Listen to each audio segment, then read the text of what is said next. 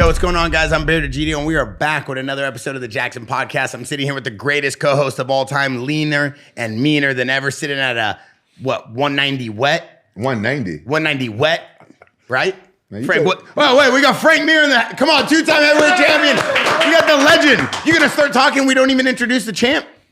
That's your Don't thing. do that. Don't disrespect the guest. Frank, it's a pleasure to have you here. Thanks, man. It's good to be here. And that is about 260 wet. 190 wet, 260 wet. Light heavyweight, heavyweight.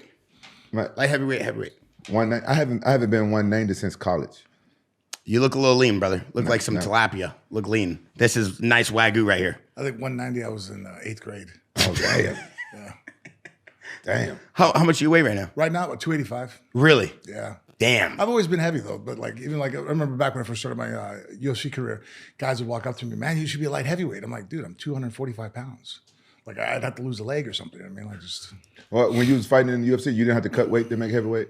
I started to in my 30s. I did, just because I wasn't really sharp on my diet. I shouldn't have, wasn't supposed to have to cut weight. I probably could have done a little bit better with my nutrition. If I'd done as well as I do now, I wouldn't have had to as much. But yeah, just training all the time, burnt out, and I just ate like crap.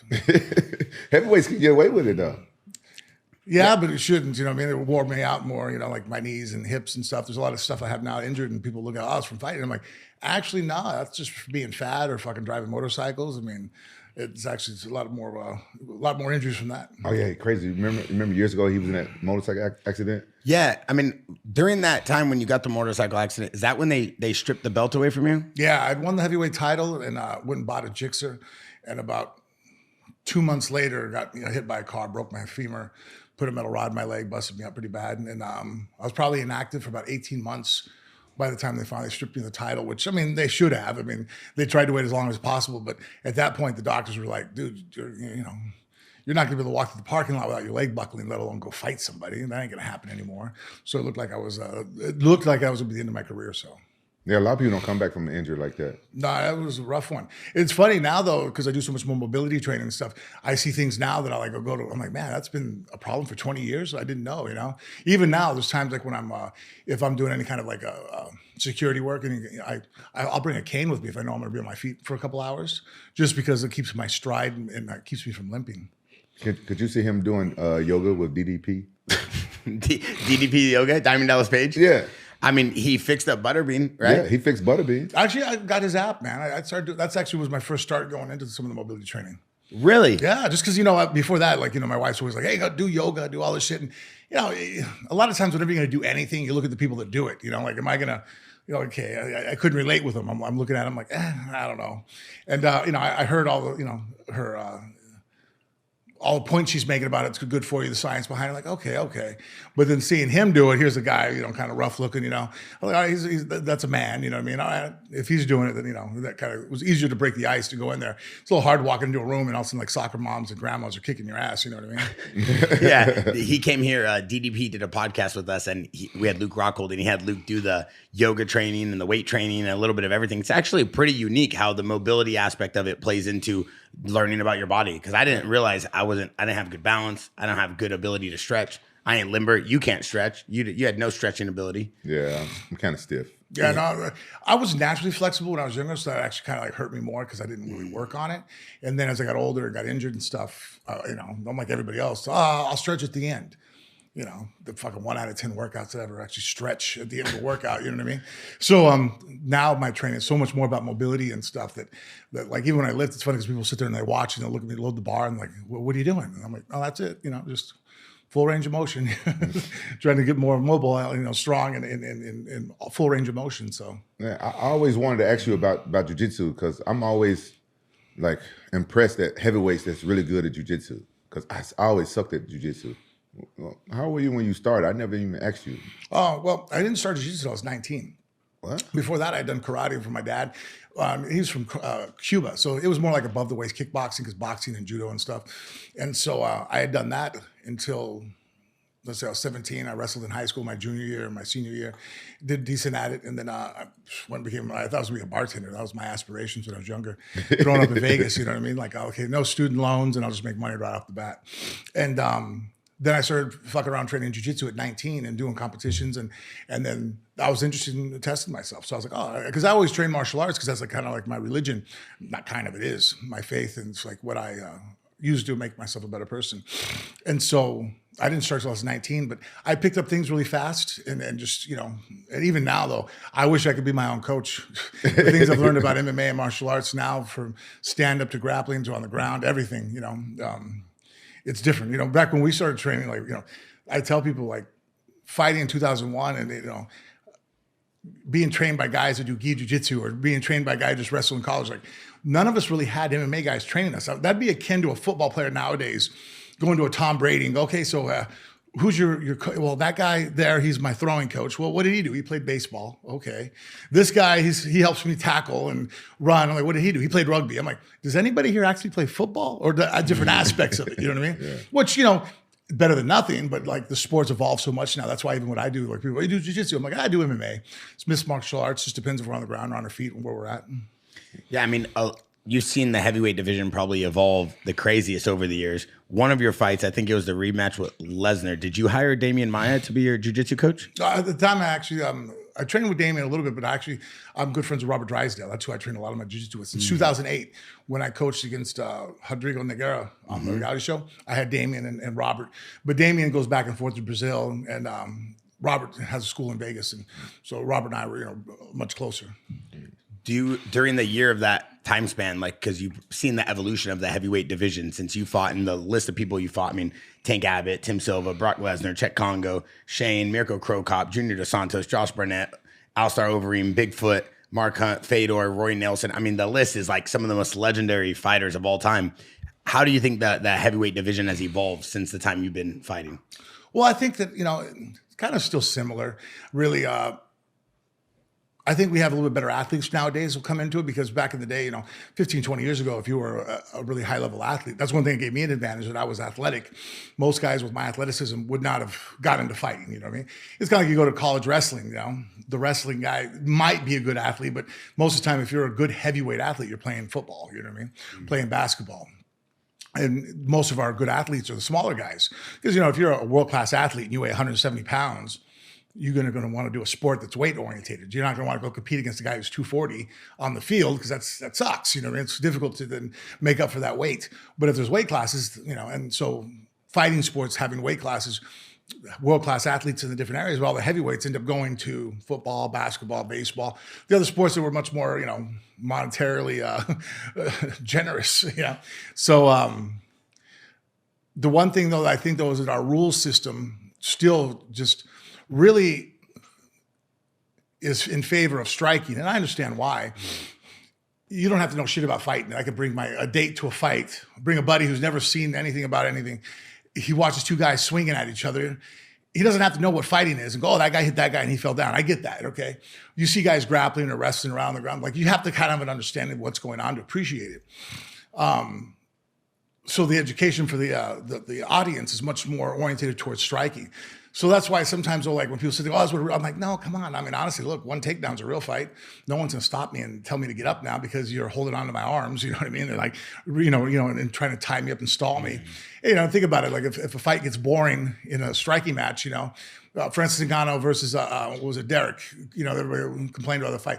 They never stopped the fight. Go, okay, guys, I want you to start in the middle with an over-under, 50-50, lock your hands, and let's go from there, you know, like, it's like, why is every time anything happens, you guys start neutral? Well, it's because we favor striking. So I understand that's why the fighters nowadays probably even have less grappling than they did when I was training.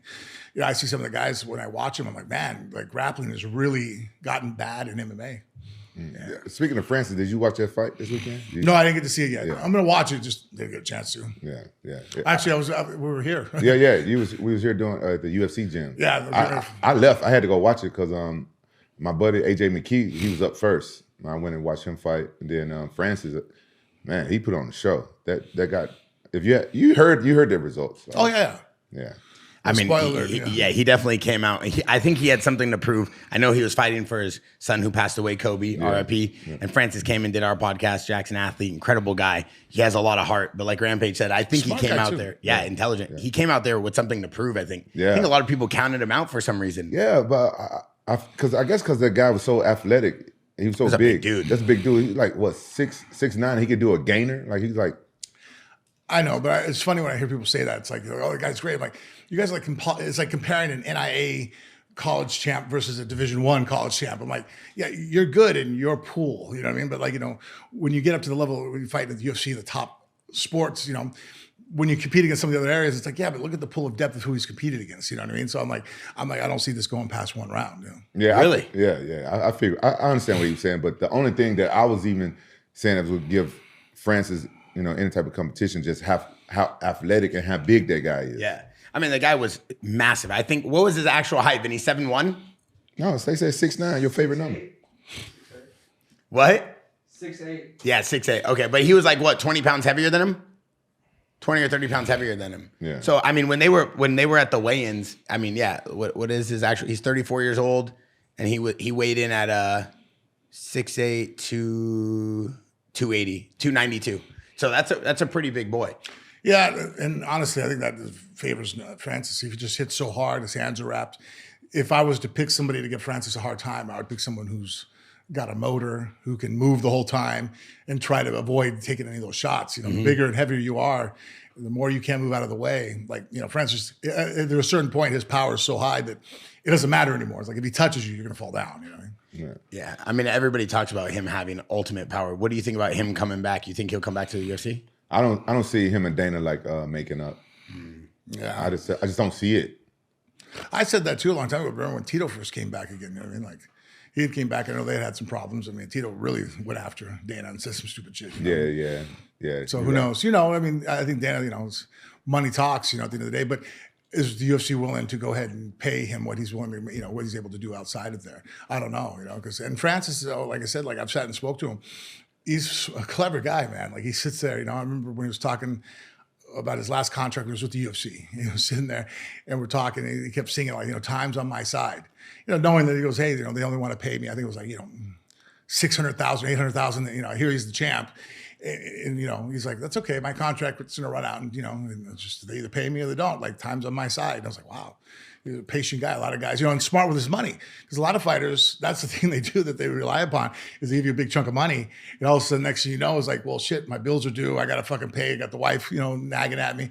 I don't want to go ahead and take this, or I don't want to fight for that amount. But if I say no, they put me on the burner for 2 years, and all of a sudden now you're like, you're hurting. So the fact that he was able to put himself in a position to where he was able to be patient, just is another testament to his intelligence. Yeah. I get that from him. You can tell that he's really switched on. He's really paying attention to, because yeah, that's a good definition. Switched on. Yeah, switched on. Yeah. I was taken back a little bit. Not that I underestimated him, but he's a quiet guy. He doesn't talk. And then when we were talking, I was looking. I was like, oh shit! You caught me by surprise, man. Fuck, you're a smart guy. Yeah, he's quiet. I mean, a lot of people learn that about you too, though. You're very quiet. You don't talk much when people are in the room, and then right when everybody leaves, you have a lot of breakdown, a good analysis of what just happened. I feel like Rampage plays that too in meetings. Like we went to a charity event. I feel like you're very quiet, and then right when everybody leaves, you kind of knew exactly what's going on. I'm just quiet around a bunch of white people I don't know. Oh. You see that? You see what I'm saying, dog? It's like that. No. I got the whole internet yelling at me because you said I got mad at you because you said I had to go to fights with my gloves on at the King. Yeah. Did you see this clip on the internet? No. So I make these clips after the podcast, and apparently Dean Lister was telling us that Rampage would sit at the King of the Cage fights when he wasn't fighting with the gloves on, wrapped with the chain on. And I asked Dean, I'm like, that's the first time you met him? Rampage was just sitting in the audience with his gloves on? Dean says, yeah. And I go, Rampage, why would you do that? And Rampage says, well, I did that because fights might break out because people used to spill beer on me. But the clip made it seem like I was saying, why would you be upset that people are spilling beer on you? And it's like a whole thing. No, because I told you this before. Like sometimes those clippers, they don't get the full subject. Yeah, the context get lost. Yeah, exactly. So the clip came out bad, but basically it was funny because Rampage used to get in fights at King of the Cage, but he would dress up like a fighter, even though he is a fighter, but he would dress up like he's fighting that night. But that's how he would go watch fights. I think that's the craziest thing. Let me explain myself. Terry Chevercock was trying to promote me in King of the Cage. So he asked me, he said, hey, just wear your chain. When you come, just wear your chain. Well, okay. Because, people recognize me more by the chain. And it was actually a good idea because that's what skyrocketed, my career. Like people, they didn't know my name. Like, oh, the guy with the chain, the guy with the chain. And then I started wearing the gloves because people was fucking with me when I go there to those fights, and I didn't know if I was going to have to hit somebody. I didn't know, and I used to wear them. Would you tape your hands too? No, I just had the gloves because they was the one with the gel. Okay. And I always protect my hands. Shit, I got in a fight the other day, and my hand still hurting me. I got in a bare knuckle fight the other day, and my hand. I wish I had my gloves on. But people don't understand that. I was fighting a lot back then, so I'm like, I'm protecting my money makers. People don't understand why I be doing so. I know I look stupid, but I said I'm gonna fight. I don't care. That's still good marketing, though. You've always been good at that. Yeah, that's smart. You know, you stick out in some way to get people to remember you think of it. And you're right, though. It's funny. That's why when people sit there and talk about bare knuckle, they're like, someone just talked to me about doing a bare knuckle. I was like, was it real bare knuckle? They're like, well, no, you had no gloves. I'm like, no. Bare knuckle is not wrapping your back of your hand and your wrist. That's not bare. You know, what I see now, like it's not bare knuckle. That's just that's like gloveless boxing. It's like, okay, that's gloveless. Yeah. They're not wearing a glove, but their hands are taped up. There's no tape over their knuckles. I'm like, who gives a shit? You reinforce their hands. I mean, those are bricks they're getting hit by. That's worse, way worse than a real fight. Wait, I understand the concept of wrapping your hands makes the wrist stronger and the hand stronger, but you don't consider that still bare knuckle because they're technically. I understand what he's saying, but technically your knuckles are bare. But no, it's not the same. And then no one that. Trust me having no tape on my knuckles isn't what's protecting my hand. It's the fact that the bones now are reinforced, so that you can imagine if I'm jousting you. If I hit you and the stick folds and snaps, well, that's where all the kinetic energy exited at, right? It doesn't go through the person, doesn't go through me. It went through. That's what happens when people hit their hands against somebody. You got 26 bones in the hand, the metacarpals will crush. And so then that's where the energy goes. If you can reinforce those to where now when I hit you, that's not the weakest point. The kinetic energy doesn't disperse through there. It goes through to the object I'm hitting. So now that's way worse. That's why sometimes it's funny. People think make things safer. I'm like, no, I actually made it more dangerous because it's like, I tell people American football has way more concussions than rugby does. But if you think about it on the surface, people go, oh man, those guys are tackling each other with no helmet, no shoulder guards. I'm like, well, yeah, I'd rather be tackled that way too. I don't want some guy with a helmet and pads on because he's going to leave his feet. That energy is still coming at me. Just now he feels safe and protected. He can go ahead. Now he's a living projectile. So same thing when I tell people bare knuckle, I'm like, hey, if we're really going to fight bare knuckle, no tape from the wrist down to my fingertips. So that way the hand's bare. And you're going to get a lot less knockouts. People aren't going to. That's why you used to have those boxing matches. Oh, they're 150 rounds. I'm like, well, no shit. They're aiming very selectively. They're not just throwing with raw and abandon. A lot of body shots, a lot of really pinpoint accuracy, and you can't put everything behind it because you hit someone on the top of the head with your bare hand, and if it doesn't reinforce the back with the wrist, your hand's exploded. Yeah, Frank, you're a full-blown scientist. You didn't know that? Look at his face. He learned something. You're a fool. That's I've been trying to get someone to explain to me the kinetic energy part for a long time because we have Coach Perillo in here, the great MMA coach, and he was telling me the same thing. And I was telling Coach Perillo, no, Coach, it don't work like that. You get hit in the face, it's going to hurt one way or another. He goes, yes, but the energy, I never saw it broken down. So, bro, that was like poetic. Oh, thank you, man. He's a scientist. You didn't know that? Stop glazing our guests now. Stop what? Stop glazing the guests, bro. No, I didn't. No, you got the Krispy Kreme glazed donuts are over there for you. I didn't bring them for him. You asked me to bring you 4 Krispy Kreme glazed donuts. No, stop the cap. No glazed donuts. Stop glazing our guests. You can give them a compliment, but it's kind of like compliment. No. But it's kind of like you trying to say us MMA fighters are not smart. But that was broken down. We have a lot of intelligent MMA fighters, and Frank is one of the. If I didn't think he was intelligent, I wouldn't want him here. But that was the most simplistic way I've ever heard someone break down the wrapping of the wrist. But it was kind of like, honestly, I saw right through. It was kind of like a slap. It was kind of like a slap. It was like a backhanded. Yeah, backhanded compliment. Right? Yeah, because he's very intelligent. No, I'm saying the way he put it together. This is the problem with you. You bully me when you have other heavyweights and light heavyweights in the room because you know you could take me now. That's the problem. Have you ever been in a fight before? I've been wanting to ask you that because have you ever been in a fight before which is just a fight on the street growing up? Thank you. Have you ever hurt your hand like growing up fighting like on the street? I punched the door one time, but the door broke my hand. That's not a fight. No, I've actually done. By the time I learned how to punch properly, I knew not to punch people in the face. If I got into a situation where I needed to, I would have to. But most of the time, when I throw jabs or body shots, most of the time in the street altercations I've been in, I just try to get to the choke as quick as possible. Usually I get on people's throat within a second or two so I can put them to sleep. Before we don't even go to the ground, I just put people to sleep on our feet. Real fast. All joking aside, you probably have the greatest jiu-jitsu the heavyweight division's ever seen. The way you've been able to do things, and if anybody goes back and watches some of your highlights, it's some of the best ground game in that division. Do you have an opinion right now on the UFC dilemma with the heavyweights with Aspinall and Jon Jones and waiting for the fight, so they're going to have Stipe fight? Do you feel like they're handling it the right way? I think they're doing the best they can because, I understand where Jon's coming from and I understand where Tom's coming from. I think each guy is going to, argue in favor of themselves. I don't expect Tom to, put himself second to go ahead and be appeasing Jon. And Jon's fought long enough and has accomplished a lot in his career. If he wants to go ahead and just kind of coast at the end, I'm not going to fault him for it. He's going to do what's best for him. I think Jon's always kind of had people around him too that, that make sure he looks out for himself. Because if you think about it, remember when he was getting ready to fight, I think it was Machida the first time, and something had happened, and I forgot what pulled out, and they were going to put Chael Sonnen in. The last minute. Right. Yeah. And he was going to have like about 10 days or 2 weeks to get prepared for it. Jon's camp turned the fight down. They said, no, we don't not enough time to prepare. Like, wait a minute, he's not ready. It isn't like he's been training, he's ready for fighting. Like, we're not setting you up. Like, Chael's stepping off the couch himself. Yuli's been training for the last 8 weeks for a fight. And they still said, no, we're not going to, until we have a full camp to prepare for somebody, we're not. And and realistically, I think most people, if they were in Jon's camp, would have been like, oh yeah, we'll take that fight, no problem, And then when they did fight, obviously, he ended it in the first round. And that's a fight I think Jon wins most times that he doesn't, But still, that's how smart and protected they were. And at the time, everybody thought they were pissed at him because it hurt the card and whatnot. So obviously, from day one, and Jon's shown the ability to sit there and go, I don't care what people think. I'm not taking really any risks without any kind of a real carrot at the end. What's the risk to reward? And I get it with Tom. That's a dangerous fight. I think if they fight each other, I would bet on Jon. I think Tom has quick hands, which gives him a better chance than most. I think Tom might have the best chance of anybody to beat Jon right now in the UFC. But that being said, I still think Jon wins the fight just because of his wrestling. I think he puts Tom on his back and is able to nullify his jiu-jitsu from being top position with his elbows and control.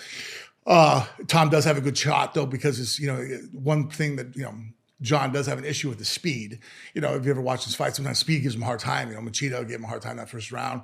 Anytime but if you want to fight him powerful or he has good kicking for keeping range, he keeps long, and then when you get past his kicks in range, he grabs you and throws you on your back. Jon's wrestling is really just probably one of the best wrestlers ever in the UFC, in my opinion. What does Jon win to take that fight though? He goes out there and beats Tom. Is it really going to make or break his career? I don't think anybody gives a shit. You know what I mean? Like, nothing against Tom Aspinall, but right now where they are in their career, it's like Tom might go on and do great things, and they'll say, oh, at the earlier part of this thing, Jon got him. But I think Jon doesn't see much of a reward there. Whereas, Stipe was a heavyweight that had defended the title the most times. He's, probably one of the most decorated UFC heavyweights as far as credentials goes. Even though now he's, twilights of his career, he just sees more reward for the risk, And Jon and I see why he was going to say no to it. You know what I mean? Like, there is a chance, even though I still think that Jon wins the fight more often than not. There's just not enough of a reward for him at the end of that. I think the only reward would be to shut people up and like bragging rights, because people, are spinning this narrative that he's ducking Tom Aspinall. I don't think Jon Jones is ducking anybody. Ducking who? Tom Aspinall. Tom Aspinall. Oh, my bad. God damn. Yeah. So, but this is the thing, though. Hey, you remember we talked about this a long time ago that the UFC need to have like backup fights, and now they're doing it because Stipe and Jon Jones, right? But then Tom Aspinall is the backup. Yeah, but he still has to say, "I want to take the fight," though, right? Well, no, I think it's already like confirmed. Like if Stipe gets injured in camp or something like that, then he fight Aspinall. Yeah, I don't know. I don't know if Tom. We were saying. Yeah, but Jon still has to accept it. I don't know if Jon's accepted it yet. Oh, yeah, he still has to accept it. Oh, he hasn't accepted it? it? He maybe won't get paid, but he has to accept that. That's their whole thing. Because remember, Diego had to fight Dan Ige last minute because Brian Ortega got hurt. They had to get the okay from Diego. And then Diego then says, okay, cool, I'll take it. Then they go to Danny Ige and say, hey, do you want to take this right now? And then Danny Ige drove there in like an hour. I'm going to tell you this. When you talked about Jon not taking Chael Sonnen in 10 days, was he with Jackson back then? Yeah. And I have a theory of why he didn't do that, because Most of us would. We'll take a fight and with a change of point. I did it. I've never said no to anybody. Yeah. I said no to one fight ever in my life, and then I didn't get to say no at the end of it. They called me and told me what the repercussions of saying no meant, and then I had to take the fight anyways. And the only reason I said no is because all our friends were like, it was against Roy Nelson the very first time, because like his head trainer was like one of my groomsmen in my wedding.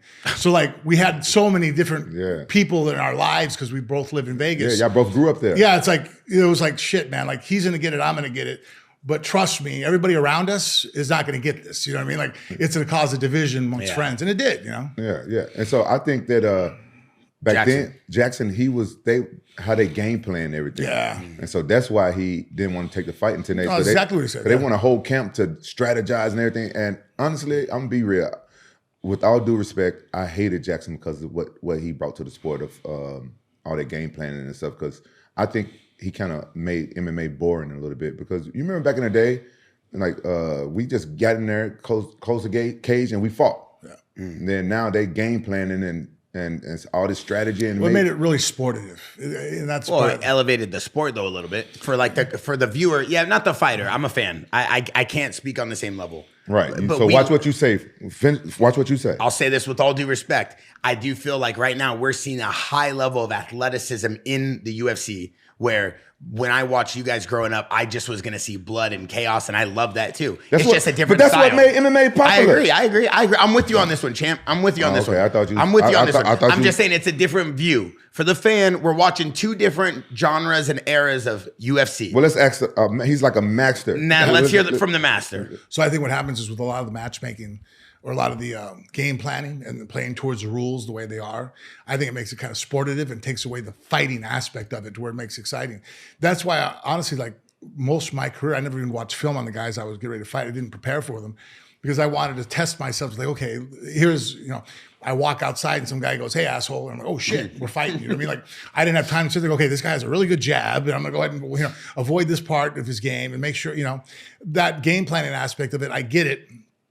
But because of it's the sportive aspect, playing to the rules, like, all right, when we're here, we're going to sit there and pin the guy against the cage because we know that we have 30 seconds before the referee is going to pull us off. So you can sit here and breathe and you can score here. And then once we shut him out here, we're going to go ahead and, you do a body lock on the body and from behind figure 4. They're not going to remove you. You've won the round. Now you can sit here and coast. It's like, well, shit, that's fucking boring. You know what I mean? Like, so it takes out the excitement aspect of it. So I'm more with Quentin on that one where it's like, well, this isn't fighting, you know what I mean? I think that, strategizing is still could be part of warfare and combat. I like that aspect of it. But just playing to the fact that, like, even Burt Watson had posted something on his, social media, to like, if you let it go to the judge's decisions, don't, basically like, don't cry about it because, and I'm like, no, that's not right, because it depends on, there's two different types of going to a judge's decision. There is me and Quentin are fighting, and we run out of time. I'm trying to get him, he's trying to get me, and neither guys win. And then the time runs out, and now, okay, well, we can't have you guys fight until somebody wins. So we're going to decide who had the better of who. That's what I think the essence of what a decision having judges was supposed to be. All right, you guys, neither guy was able to knock out or finish the other guy. Let's see, someone's going to come away the winner. Let's go ahead and we'll make that decision.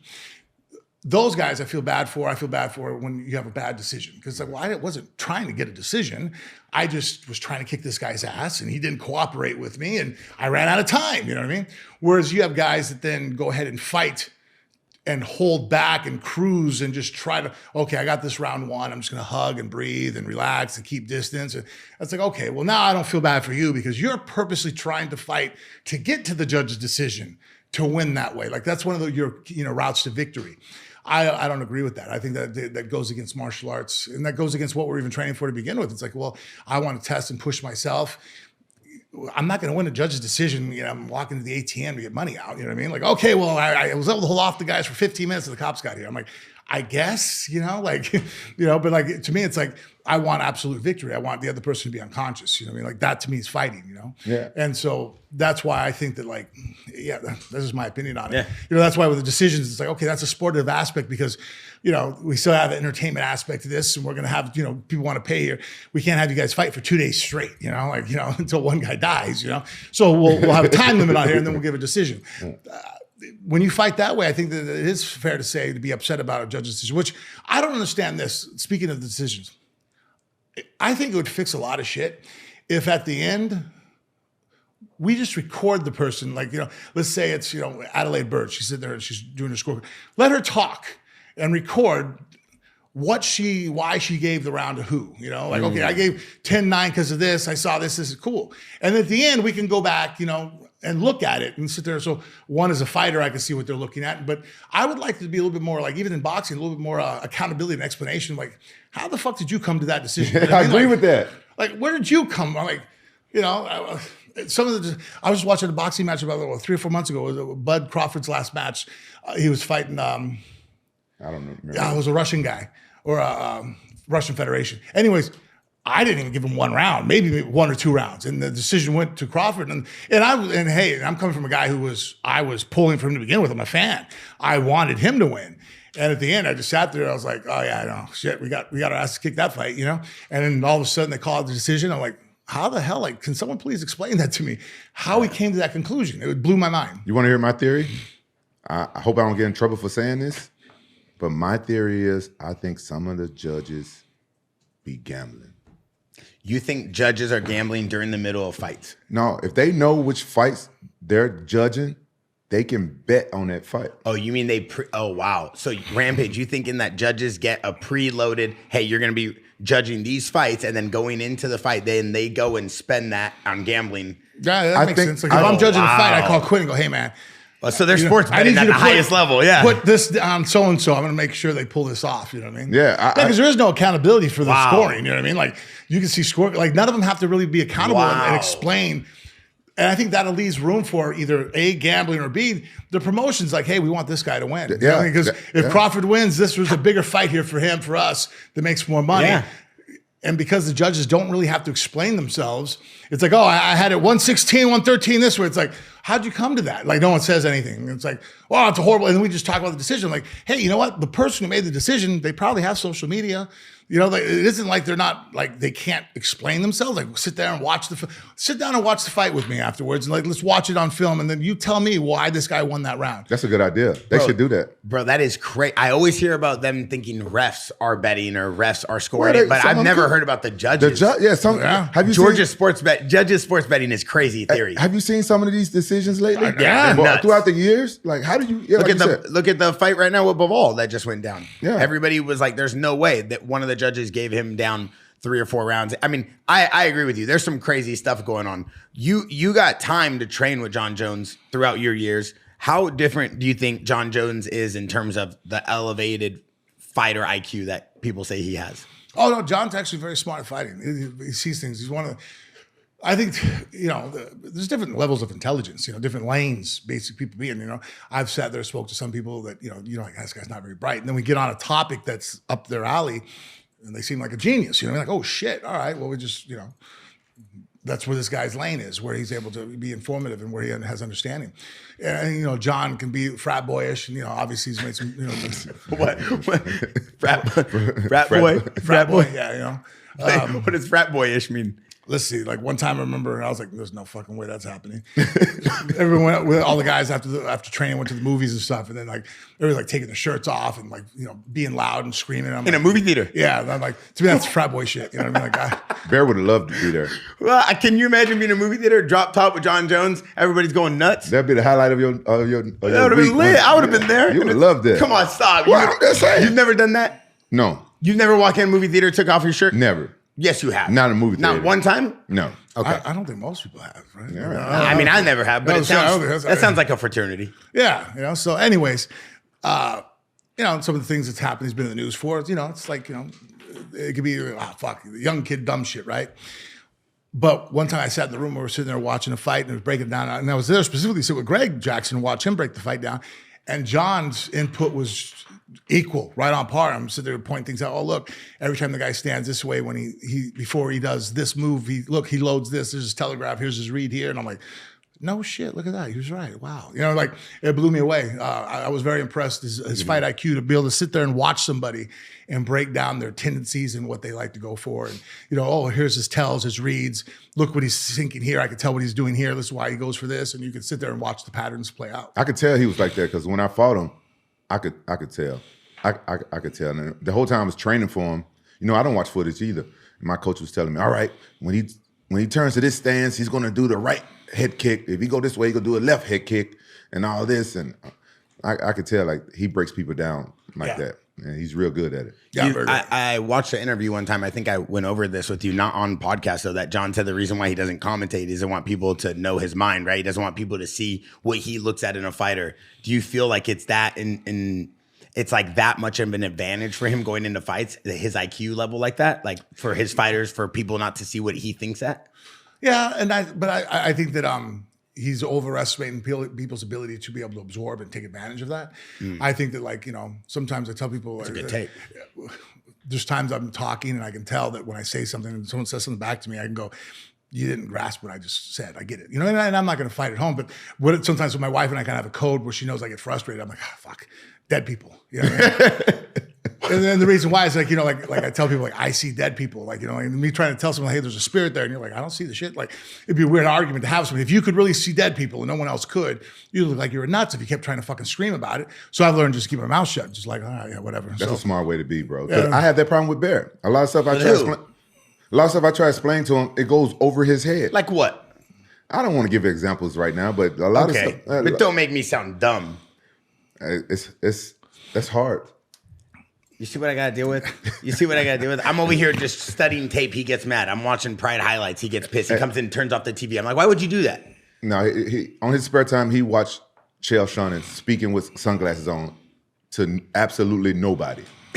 He watches that for hours. He has a personal vendetta. My favorite thing to do is when I order food on that big screen over there with the 4 TVs here at the Jackson House, in this beautiful gym I built for Quentin, I like to watch Chael Sonnen. I think he's the best. I listen to everything that's going on. The guy's got an update or an opinion on every single fight, every single fighter. He's very active on YouTube.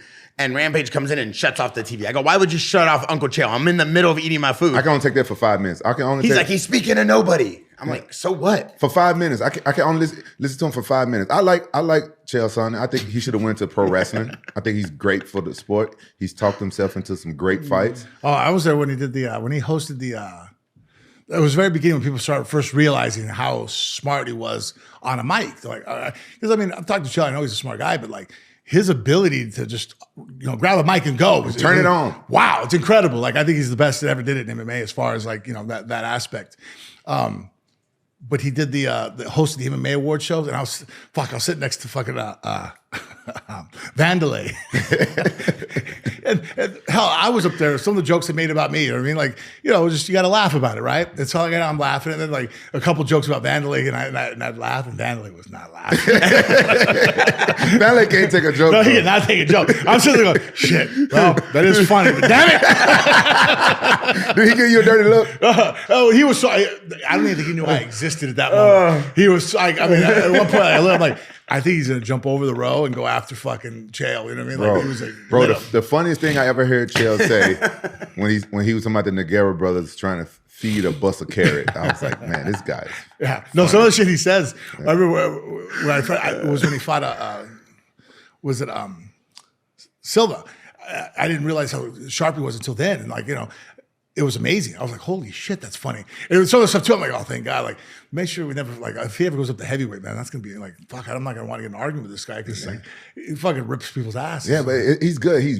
He's smart. He writes his jokes down. He studied. Oh, come on. Don't say that. It's scripted, it's bro. It's all freestyle. I've watched him. He tells me in the video. He's not talking to anybody but me, the viewer. He tells me. And I'm not scripting any of this. Oh, no. For sure, You're telling me Uncle Chael writes down his jokes? A lot of those interviews and stuff he did, I can tell. I'm in the same industry. I can tell it's rehearsed. I don't know. I'd leave that up to Frank. Well, no, I'm saying I'm leaving that up to Quentin because I don't do the. I'm not a movie guy, so I don't know. Yeah. A lot of the stuff rehearsed. You never done a movie or anything yet? A couple B rolls where I'm just like in the background type stuff. Nothing wrong. You don't like all that stuff, huh? Oh no, I'm interested in it. You know, I just really never had the opportunity yet. Yeah. I think you should do like a I think you really should do like what you call it, like a war movie, military movie. My nickname to him is Tackleberry. I call him Tackleberry. Why? Do you know who Tackleberry is? No. From Police Academy? No. Hey, if I guarantee you, if he had Pull that video up. If he hadn't just got off a damn airplane right now, I could just say, hey, how much you got on you? And he'll pull out a fucking whole arsenal on the fucking table. Yeah. This guy right here. I like guns and knives. It's like jewelry. One time we were just hanging out, and I think we was in Vegas or Arizona. I said, hey, what you got on you right now? He pulled out, had like 7 knives and like 4 guns.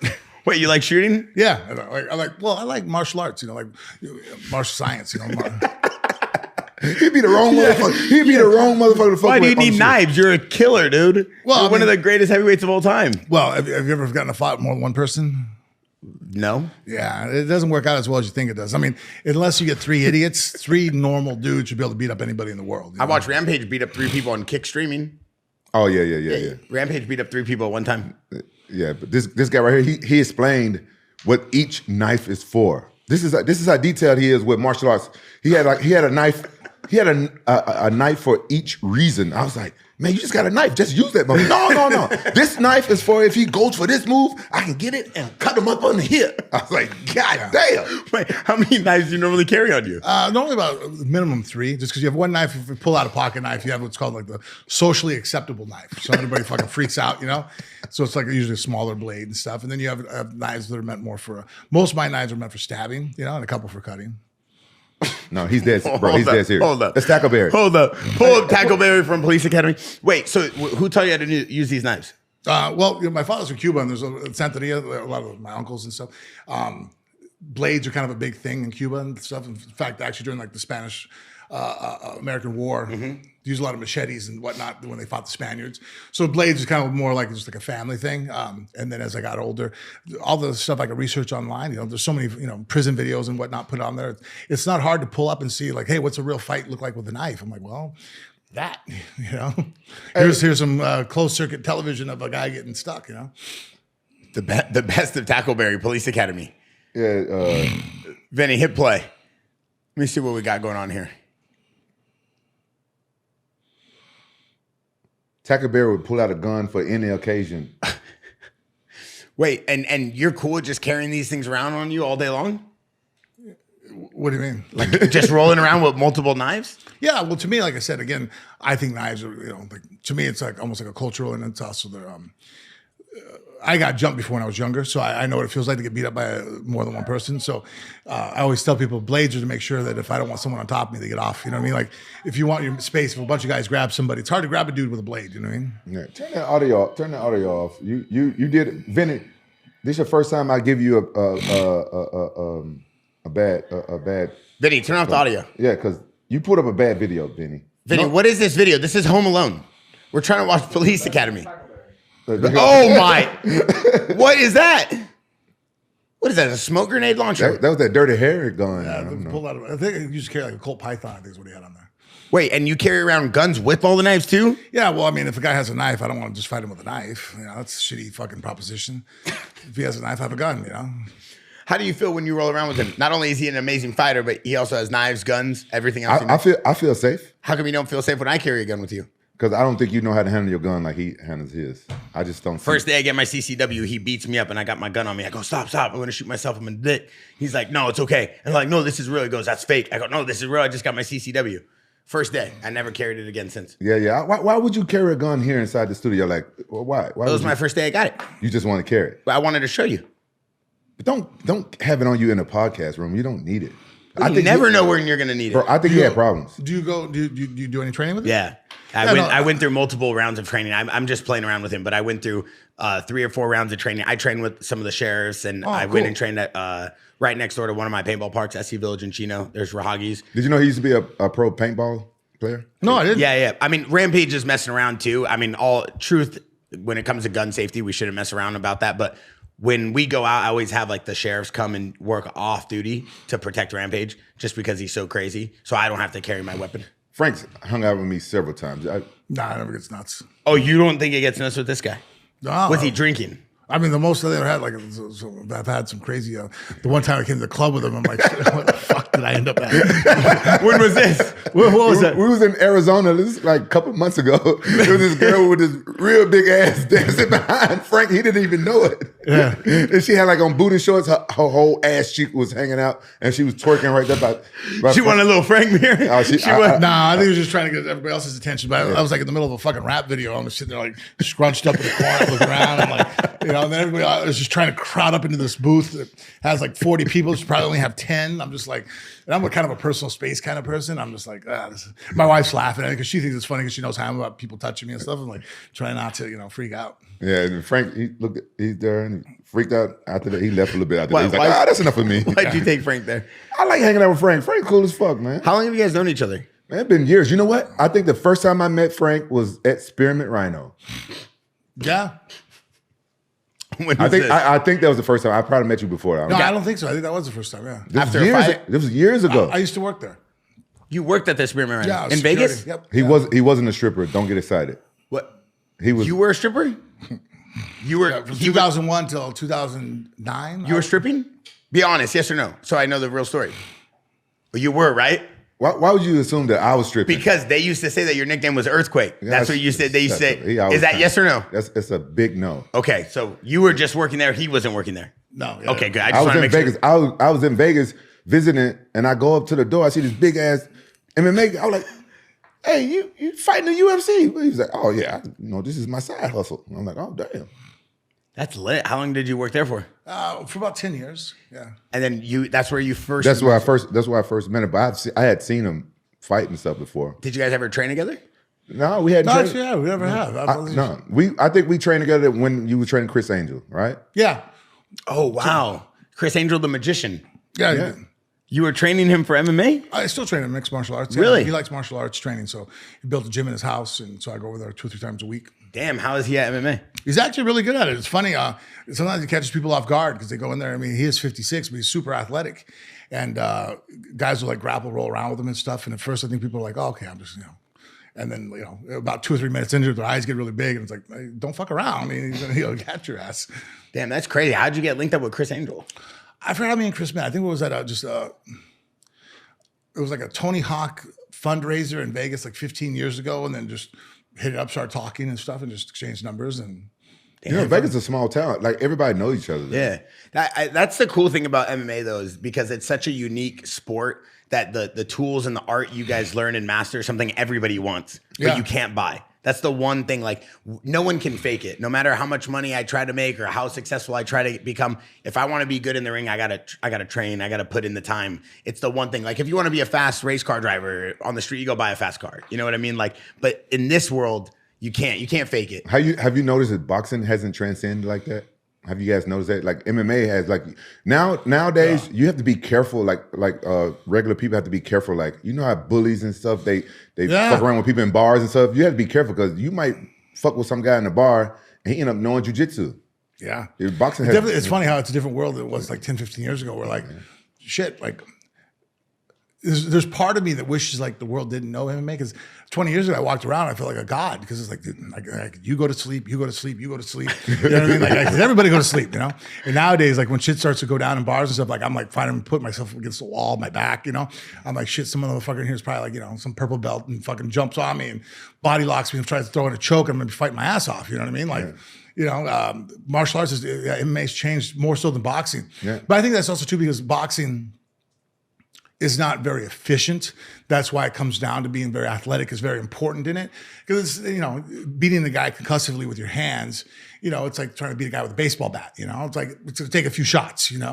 Sometimes guys, bigger, stronger guy can maybe do it, in fewer. But once people start learning how to do chokes and submissions and whatnot, it's like now it's like a blade. It's like that's just somebody who weighs 120 pounds. If they know how to put a rear naked choke in, even as big and strong as I am, if I don't know how to stop it or get out of it or prevent it, I'm going to sleep. You know what I mean? Like there isn't no, you could teach that person how to box all day long, and they could hit me with right hands till the sun goes down. I'm not falling over. You know, like there's just too much of a size discrepancy, you know, with submissions and whatnot. Just it's made it so efficient, so deadly that the world of street fights have changed now because of the UFC. Yeah. Speaking of like fighting on the ground, the Tank Abbott, there's like a clip on YouTube. We were watching some of your old fights and your wins. It's got millions and millions of views of people arguing in the comments about the first and the only ever what was it, a toe hook? You gotta call it a toe hold. A toe hold? It was a first ever submission win by a toe hold. Yeah, and they call it a toe hold. So I think some people, they don't know submissions, they say, like, oh, you twisted on his toe. I'm like, no. I grabbed his foot and I broke his ankle. Oh, damn, you broke it? Yeah, it popped out. He didn't tap it right away? No, well, he was trying to. He was screaming, but because I was inverted, I didn't see, you know, I couldn't feel it, you know what I mean? But you didn't try, you wouldn't. No, I've never, ever in my training or in my, in competing, have I ever driven hard on somebody once they've tapped. Once I feel you tapping, I might not let go until the referee gets there, but I don't keep increasing the pressure. But you know, I never saw this fight, Frank. Yeah, this was against Tank Abbott. This was what year was this? You remember? 2003. Yeah. I mean, there was another highlight. I think you're the only person to ever submit Big Nog and beat him by striking. Yeah. Right? Is that true? That's true. You broke his arm too, didn't you? Yeah. Spiral fracture, bad. You didn't release when he tapped? No, I didn't apply more pressure, but he tapped too late. He tapped once it broke. Oh my God. See there, if you look, I'm putting pressure on the outside of his ankle. How good was Tank Abbott? I mean, he's a decent wrestler and strong puncher. You know, I think they said his bench was like fucking 600 pounds at the time. So like, I didn't want to get hit by him with those little ass gloves on. So, could you feel his strength when you was going? Yeah, when I grabbed, he was solid. You know, from inside the guard, I could feel you. You know, it's funny though, because I think it's probably how I feel now. At that time, I could tell the difference between the man and me as a kid. The man strength. Yeah, like there definitely is a difference. And it's funny now when I train people, I actually almost have to bring other people with me because I can't grab my students anymore.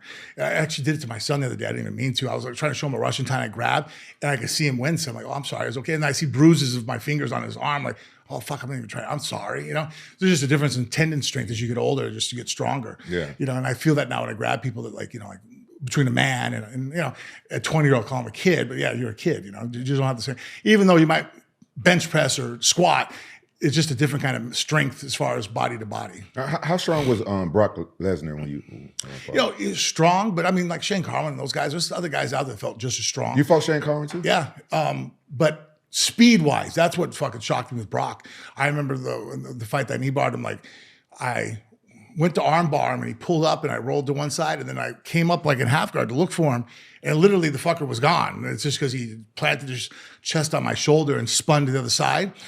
I was like, holy shit, this fucker's fast. You know what I mean? Like for a guy that size to move that quickly, I think that's the part that people don't realize with Brock, that it was his speed of movement, his explosiveness that was really set him apart. You know, being big and strong, yeah, you know, but fucking everybody at 280 pounds is big and strong. Speed-wise, that was the part that was very impressive. How do you think you will match up against that big Ferreira guy? With my technique now, I'd smash him. Yeah.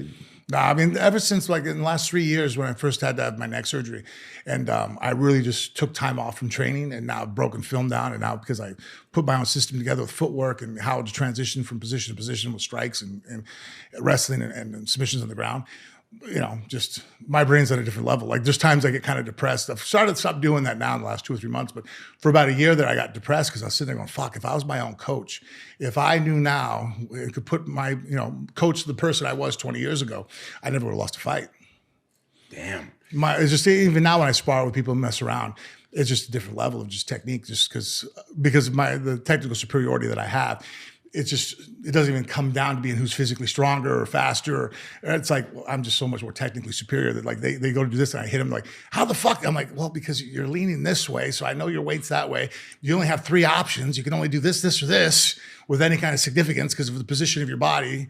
And so I only have 3 things I got to pick from. And the minute you started moving, I made, you know, I could see it sooner, you know. Than, Hey, Bear, call your boy Elon Musk and tell him, let us use his time machine. Should we? Right? Yeah, I want to go. You want to go back too? I want to go back too. Well, who do you want to fight? Yeah, I want to go back. I want to go back all the way to Pride. I want to go all the way back to Pride. I want to go all the way. Who do you want to fight there? I want to rematch Sakuraba and Shogun. and the Vanderlei fights. I want to get all those fights back. I want to go back. You have a fight you want to get back? There's a couple fights, and I don't want to say them out loud because then it takes away from the person. I hate it when people do that to me. But that like I was way too injured, but because I'm for as intelligent I am at the martial arts, you know, in the financial district, not so much. So, you know, I'd always, you know, like every other fighter, you know, I would be broke by the time I was ready to fight again. So the idea of pulling out of a fight, you know, I had broken hands and injuries and torn this, torn that. It's like, shit, I should not be. You know, if I was my own coach, I wouldn't even allow it to go that far. I'd be like, fuck, you ain't fighting, dude. Get the hell out of here. You know what I mean? But I took those fights. And somehow, you know, because it's like, you know, we always justify things in our head. I'm like, oh, I'm being a warrior. You know, I'm showing up anyways and hurt. Yeah. I mean, even my last fight before I had my neck surgery, I lost use of my arm. I literally had no use of my right arm. I'm like sitting there, and I finally like let Quentin in on. I'm like, hey man, like I'm literally gonna have to fight this side forward, and I can't lift my arm up. I can't even shake someone's hand because my neck was so damaged, and I had to have my neck fused a couple days after the fight. The surgery was already scheduled and planned, ready to go, and I took the fight. It was like $750,000. Like shit, I can't say no. And so that almost bit me in the ass because it almost broke my neck. Like almost almost dying from it. And the bad thing was, I can't remember, what's the guy's name? What was his name? Oh, Pulev. Man, the dude was a fucking beast. Yeah, he was a top 10 heavyweight boxer for like 10 years and shit, yeah. Yeah, I was like, Frank, I didn't know. He told me like that, like 2 days before or something. I was like, fuck, I don't know. I don't know why. I'm like, I don't know why you're doing it. He told me, like, I'm a fighter, I understand. He's like, $750,000. I was like, oh yeah. Yeah. All right, run that money. I've been there. Yeah. I mean, you've had similar experiences, yeah, right? when I fought Shogun, I was injured, and I was like, man, I'm not passing up this money. I fought a couple people injured. I was like, yeah, I'm not gonna walk away from this money. Fuck it. It sucks for you guys as fighters though, because your livelihood depends on you. It's not like a team. It's not like the Lakers. If a guy's hurt, he just sits on the bench or someone else to play. Yeah. He's still making his money. Fighters have to fight. You're your destiny. It sucks, but at the same time, it's why some of you guys are superstars like yourselves, because people fall in love with you, not a team, not an organization. So you build your own fan base. So yeah, I mean, I think there's some good that comes of it too, because it does teach you how to, like, sometimes life isn't always comfortable enough. Luckily, these are first world problems where you sit there and go, well, I don't have to show up tomorrow. I can call in. Mm-hmm. Well, I mean, shit, you know, there's some culture still nowadays that like, well, no, that those guys are coming tomorrow. They're going to cut everybody's heads off. You're going to have to go grab your rifle and fight, you know, or, you know, so like you don't get to call in sick, you know what I mean? Like there's sometimes about part of being a man is that you have to, you know, you have to show up, you know, like there is no, hey, can I get a rain check? Can I go ahead and just meet you a week from Thursday? You know what I mean? Like I don't feel good. Yeah. So there at least that accountability of self-reliance and just being accountable, you know. Yeah. I think that's important. I think sometimes we lose that a little bit in our culture where people sit there and go, I'm having a bad day, put in the second string. I'm like, well, what happens when there is no second string? You know, like what happens when you are the last line? You know? Mm-hmm. But, you know, at the same time, like, you know, as like my daughter and my son's his coach, I would never, if I half the shit they went through, I was like, if I was in the same position, if they were in the same position I was, like, wouldn't even let them think, you know, fuck this, you ain't fighting like that, you know, like it's danger to your health. One thing I wanted to know was in terms, and I know we talked about Brock Lesnar already, but in terms of the first fight with him, I think a lot of people were thinking that he was going to come in and do some damage on you. And then obviously he is a bigger dude. And you were, at the time, I felt like that fight maybe catapulted the rivalry or you as a fighter as well. Did you feel like that fight was, like, did you go to the UFC and feel like that was the fight you needed? Or did they come to you? How did that fight even come about? Actually, I think they came to me first. Because, you know, here they had the opportunity that, you know, Brock, you know, he came over and wanted to fight in the UFC. So they were looking at a fight that, and that was something the UFC was pretty smart about. It was always trying to position themselves that regardless of who wins, they win. You know what I mean? Like, you know, they didn't really want to put themselves in a position where like, man, we need fighter A to pull this off because we can't do shit with fighter B if he wins. That's really going to hurt us. You know what I mean? Well, so they always made sure the narrative was like, all right, well, if A wins, this is the direction we're going. If B wins, this is the direction we're going to go. And so it was a win-win situation. And for both of us, because, you know, if he wins over a former champion and, you know, catapults him, you know, right into being legitimate.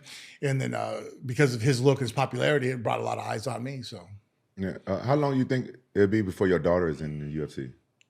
I mean, she could have already been in there if she wanted to, but we decided to go through college first.